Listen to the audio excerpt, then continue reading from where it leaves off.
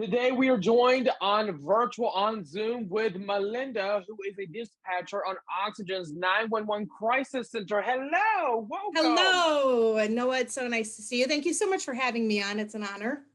Yes, it is so nice to have you on the show. I was looking forward to this. By the way, I could not hardly get to sleep last night because I was watching all the episodes on demand on Oxygen. Uh-huh. It is such an addicting show. Thank you, thank you. Yeah, it's interesting. We're definitely trying to figure out how to do a show and our jobs at the same time. It's been a fun ride though. Yeah, and that has to be the fun part, right? To not only help people across the world, but also to showcase it to everybody that's watching in America. Yeah, it was challenging at first. I mean, we're coming in, we're just 911 dispatchers. That's what we do. Yeah. And when they first came in and wanted to film a TV show, it was a little daunting, I have to admit. But after a few weeks of working with the crew, it just kind of like fell in and they became part of our family too, which is really important. It made it a lot easier and we were much more nervous and much more willing to participate more. So it definitely worked out for the best. We were really happy with it. Yeah. Now, Melinda, did you ever imagine in your wildest dream Oxygen would make a show that showcases real 911 calls to viewers on cable TV and you No, be part of it? absolutely not. Absolutely not. And what's funny is they always had, I mean, I grew up watching TV shows with cops, like Cops and Live PD. I mean, it was so ingrained on us in the 90s and the 2000s. Everybody watched shows like that. So when they approached us and had talked about putting a show in a dispatch center, it was an idea that really we hadn't heard of. It's not something that's been seen. Nobody Yeah, really gets it's together. never been done before. Never been done before, and nobody's ever really looked into a dispatch center. So Mhm. having them come in and film us and put us on TV, it was a really strange experience, definitely. But it's important that the public sees what we do on our end as well. Normally they see EMS crews, firemen, policemen, but there's a whole world behind that Yeah. on the other side of the radio, on the other side of the phones that they've never seen before. It's made me want to be a dispatcher now. I'm like, oh, this seems like fun. Hey, dispatch centers are hiring all over the world. So by all means, do it. Try it out. It's a lot of I fun. can do it.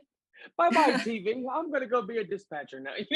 So, You've got the personality for it. So now, Melinda, you have been a dispatcher for 21 years. Congratulations. Good for you. You thank started you. at the age of 22 when Thank your you. father, a retired police department chief, encouraged you to apply. Your brothers and husband also work in law enforcement as well. So, can you talk to us about how much this job really means to you? Because it seems like you were just like born in this. You're right. That's exactly what it was. Yeah, my dad worked for police departments, two different police departments throughout his career. He started out as a beat cop going on calls, moved into a detective position. Then Mhm. he retired out, went to another police department because that's what police officers do when they retire. They go straight into the next job. And Yeah. again, he did a police job. He was a detective, and then they offered him a position for chief. So he went through all of the ranks, and that's the lifestyle that I grew up with. Law enforcement surrounded me my entire life, so it Mhm. was a really natural progression. I was just in my first year of college. A local police department was looking for dispatchers. My dad said you should try it out. I think you'd really like it, and I did. And honestly, I never would have expected to do this job myself, Mhm. but I enjoy it. And like I said, 21 years, I mean, I've put my years in, and I've met some amazing people. It's a wonderful job. I love everybody that I work with, all the departments that I work for. So it was a very natural progression. And like you said, my brothers, I have an Mhm. older brother who is a police dispatcher, a younger brother who's a police officer. My youngest brother, he got out, but I mean, he put 7 years in as a police dispatcher. My Right. husband, he was a police officer. So yeah, it's police work and law enforcement The is whole really family's born into law. that right.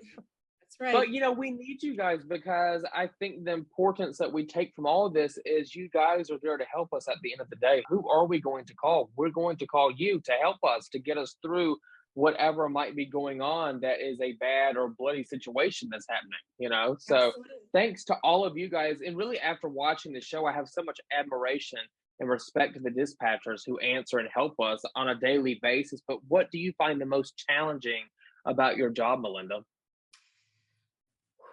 That's the thing. Every day is a new challenge. No days are like each other. You could have days where, nothing really happens, or you could have days where everything happened. We recently had a day where we had multiple police chases, officer involved shootings, a homicide. We had the freeway shut down, life flight coming in, and this was all Mm, within a 12-hour shift. So you never know what you're going to expect. The challenges are constant. I mean, it could be you have to give CPR or the Heimlich over the phone, which is always very nerve-wracking. You could try to talk yeah. somebody down who has a weapon and wants to injure themselves or injure somebody else. So you never Mm, know. It's juggling. It's every single day that we're mhm. there. We're just juggling different situations one after another, just trying to get the best outcome for not only the Yeah. police officers but for the public as well. Public safety is number one. Mm. That's why we do it. But he left. The guy in the car is gone. Yes. Okay, if anything, if you see anybody come back, please call us right back, okay? Okay, thank you. All right. Bye. Receive calls for shots fired. Conflicting information is something that happens all the time, which is why when people call in, we take as much information from as many people as possible. This was a customer at the gas station, and she couldn't describe things, but she gave me the description of the gun, silver and black Glock. So I think you could tell it was a Glock. Richard, 32, go ahead. I'm in the area. Yeah, we got several cases. Copy that. In this situation, we didn't know how many victims there were, and we don't know where the suspect is, and he's clearly armed. It's very serious. Welcome back to Must Watch. Today we are on Zoom speaking with the fabulous Melinda, who has been a dispatcher and working in law enforcement for 21 years now. We're talking all about the second season of 911 Crisis Center, airing every Saturday at 9 p.m. on Oxygen. Let's get back into our conversation. This was crazy. I watched this last night. A man hid his gun in the oven and forgot to take it out when starting to cook, and thought the oven blew up after returning from Wally World, Walmart. What? That's What right. has That's been right. the crazy? Yeah, What's been the thankfully, craziest story? I'll be honest, I wasn't there that shift. And as I watched the episode, that's honestly how I learned about it. I knew nothing about it. So it was pretty shocking, but no, I'm not surprised at all. Not in the least am I surprised. You hear everything in our job, trust me. Yes. Oh my, and that leads me to ask you, what has been one of the craziest 911 stories that you've had to work on that you can share with us that you can frankly remember? The most vivid one that I had, it's not a great call, but it's definitely Uh-huh. vivid, and it's the hardest call that I've ever had to take. It was very early in the morning. A woman came home from work and found out that her 4-month-old daughter was not breathing. So we did Oh. CPR. I walked the mother through the directions. She was obviously hysterical, as any mother would be. And we did chest compressions over the phone. She was amazing. I know that I did everything that I could. The officers got there and tried to help out as best as they could. Unfortunately, the baby did not survive. Mm. But that's the hardest call that I've had in my 21 year career, definitely, because you always want the best outcome for everybody. And as a mother myself, I always put myself into those situations. How would I respond as a mother if I was in this situation? Sure. And hearing the pain and the anguish in her voice, she was desperate. And I was desperate to help this baby. And, like I said, it didn't work out. But that's Yeah. definitely the hardest 911 call that I've Yeah. ever had. By far. Definitely tough. Yeah. And you guys are human just as much as these people calling you guys for help. So do you guys ever, get off the phone and like have to have a moment to yourself thinking, oh my gosh, what just happened? I cannot believe Absolutely. this. Absolutely. As a matter of fact, right after I got off of that call, my supervisor Hmm. came up to me and told me, go to the Yeah. bathroom, go take a break, get a drink, do something. But I had to take that next call. Like I couldn't let Yeah. myself be mentally affected by it. But after about 10 minutes, I took off my headset and I said, I need a minute. And I went into the bathroom and I cried. I'll admit it. I cried on my way home. You know, it's Mm, tragic when things like that happen. And yeah. like I said, as dispatchers, we always try our best for that outcome. Sometimes it works, sometimes it doesn't. I Mhm. mean, you never know. And that's really the importance, I think, of viewers seeing us like this. They get that chance to connect with us, to see how we really are and how we handle situations like that. And you're right, we're only human. And there's only so much that we can do. And these calls affect us personally, emotionally. So getting that moment to kind of step away and reset your mind, because somebody else is going to be calling in just a few minutes and they're going to need just Yeah. as much help. So And I think that's why this is so important that Oxygen has brought this show for us viewers, because we connect with you guys more than just from a phone call. We get to see you guys inside of the 911 crisis call center, and you helping other people, and and we really connect with you guys on a different level versus, like I said, just through the phone. So taking on yeah. this job and taking so many calls on, has it ever made you have nightmares before? Because some of these would be a little frightening. I'm like, oh my gosh, did that really just happen? Did we just see that on TV? Absolutely. Yeah. You have the calls that will always stay with you, the calls that you'll always think about, calls where Yeah. you'll think about them while you're laying in bed and you can't fall asleep.